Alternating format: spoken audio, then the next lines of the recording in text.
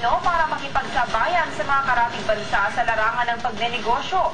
Nakaantabay naman ang pamahalaan para gumabay sa mga papausbong na negosyo.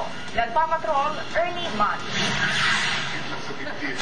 Sa isinagawang Small and Medium Enterprise o SME Caravan ng DTI Batangas kahapon, kung saan pinapalakas ang mga papausbong ng mga negosyo sa probinsya, isa sa mga tinalakay ay kung paano maaari makipagsabayan ang mga maliliit na negosyante sa takbo ng paghahanap buhay. Sa takbo ngayon ng pagninegosyo na napaka-lakas ng kompetisyon, kailangan ay nakakaangat ka. No? At ngayon ay ang panahon ng informasyon.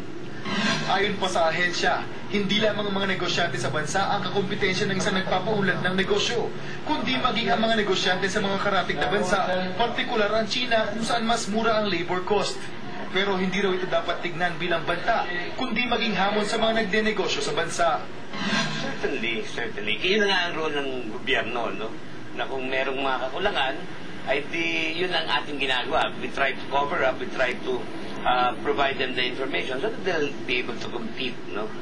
With the bigger ones. Di ba? Tayo mag-provide ng level playing field for them. Isa sa mga dumalo ang may-ari ng isang review center sa probinsya. Nais daw kasi niyang mas mapalakas ang kanilang benta at mailagay sa pwesto ang kanilang kumpanya bilang pangunahing review center sa Batangas.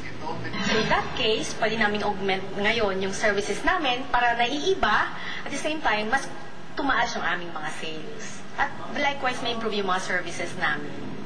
May inihanda ring programa ang ahensya para naman sa mga Batanggenyong may kapansanan.